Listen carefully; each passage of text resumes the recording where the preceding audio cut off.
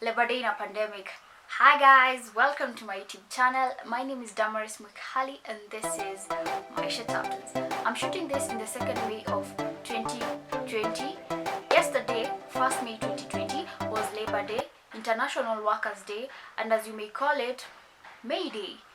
You probably haven't noticed because probably you're at home, and today, every day is stay at home day, and it is what that you do that really matters. First, can we just appreciate what our medics are doing, our doctors, nurses, everyone in the front line to help us eradicate this pandemic? This is from me to you, just clapping, and it is the little gestures that matter. And having said about doctors, not forgetting the people that are also helping us fight this pandemic. Yeah, these masks are made by tailors. So to the tailors, Rivertex Kenya and small scale tailors, we appreciate you. You know, I heard it is that when Corona comes in Africa, then it will be confused because it will find that masks are made of kitenge, and here we are too, owning our heritage, like yeah, like da, yeah.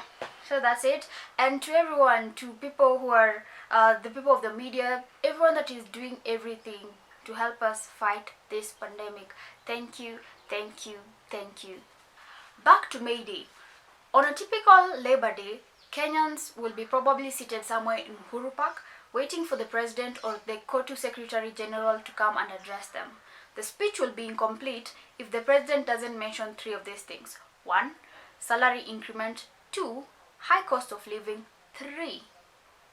The workers' welfare. But can we go back? As Kenyans, even before the pandemic, we were doing bad already. Unemployment, corruption, high cost of living, and lack of retirement. Let me put it that way, because I think we have it confused. We confuse the youth and the old people. People who are 81 to us in Kenya are youth. You know, these things makes me moody and I worry. See what I did there? You may be there, you're wondering, why am I telling you this? Why am I making you uncomfortable? But for the sole reason of we should take the lessons. We should take the lessons. Come on, let us stop this theory that young people need to create jobs for themselves, to be innovative. With what money? With what skills? You know, and the same people who are saying this are people who hold high level jobs in the government, or they have a well-paying job. Instead of them retiring, they want the young people to start creating their jobs. Let us talk of starting a business, obtaining the permits, the licenses, the capital. It's hard already. Let's agree on that. And what happens, and I usually say this, what happens if we all decide to become our own bosses? Then who will be there to employ? Because, I mean, everyone will be an employer and they want to employ someone. And I get it. It's not time for blame game. And I'm not doing this. But I'm saying, after this, we should learn better, because it has exposed us. Like what happens when we are already doing badly and then we find ourselves in a pandemic. We move from bad to worse. We should do better. And even in workplaces, we have labeled our graduates to be half-baked. Why? Why will you then need service from someone who is half-baked? For the sole reason of you want to exploit them, comparing them with people from TVET's institutions, and just the back and forth. This is for the sole reason as you just want to use cheap labor. Going forward, our jobs should have dignity. We should care for our employees. See, long time ago, businesses were there for the sole reason of 1, making profits. And it was only that. Businesses will not look beyond that. But this has evolved. And in ethics, if you study ethics and how it has evolved throughout the years, you'll find that nowadays employers are incorporating so many things. They're looking at the welfare of their employees, their personal development, they're looking at the community. the CSR projects that they are running, and how can the customers benefit from them. See, it is two-way. I give you your money, but at the same time, take care of me, take care of your employees, and so on and so forth. For example, just taking care of the environment. Is your factory emitting gases that will pollute the environment? As simple as that. Why? Because if you pollute the environment, then your customers will be affected. So what happens when your customers are affected? You tend to lose in one way or another. So we should take care of all the stakeholders that are involved with the CSR projects and everything. And mind you, we will remember. You see, I've seen corporates in the front line donating a lot of money. We appreciate that. Thank you. And for those who we have not seen you, we shall remember. We shall remember. During the tough times, the only thing that you cared for was our money. But we will remember all these businesses, state corporations, private-owned companies, what they did for us at the time of the pandemic. You see, resources are different, and the human resource is different from all other resources that you put into a business, because a human resource has feelings, has emotions. So even as employers, and I get it, we don't have the money to pay our employees, I get that, but how do we relay this information to our employees, bearing in mind that they are humans and they're also fighting this pandemic?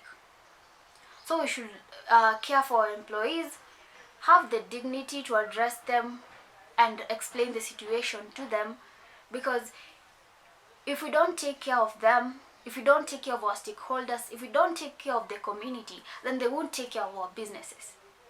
Another thing we need to take home after this is just how the internet and social media is playing a key factor in the businesses. And are we at a place where we can market our products physically, take advantage of online marketing even going forward? And for creatives, I've seen this with creatives a lot, and social media has offered a platform because it has exposed them, it is generating income to them, and people are able to create a brand online. They don't need connections, you don't need connections, you just have to get out there and put out your content and people will watch, like I am doing right now. So yeah, for creatives it's playing a very big role. Let us look at it in the flip side.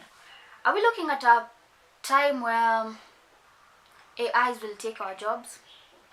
Do you ever get scared that that may happen? Because nowadays everything goes online, computers does everything. This may be the case and it may come and take over, but can we just understand that there's some things that AI's computers can't replace?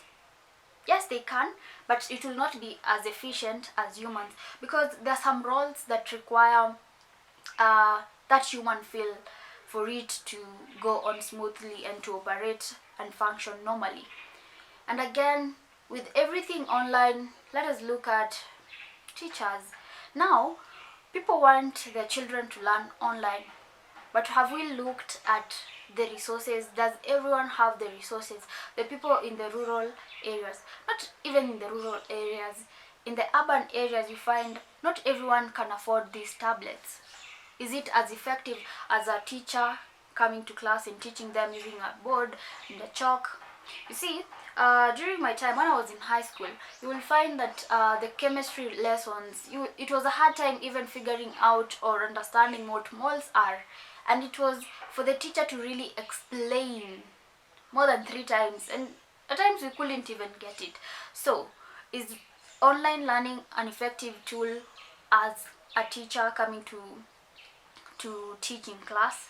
These are some of the questions that we need to ask ourselves. And we will appreciate, we will acknowledge, only then we will acknowledge the key role that are played by our teachers, and we will honor them. So, these are some of the things that we need to keep learning, even when we're fighting this pandemic. We had hit rock bottom. With the pandemic, it has exposed us. It has shown us the areas, the places we had holes. let us look on how we will feel them going forward. But first, let us focus on fighting this pandemic. But after this, let us take the lessons with us. So, as I wind this up, remember to take care of yourselves, to take care of others, and we will get through this together. Until next time, this is Maisha Chapters. Subscribe for more videos like this. Adios.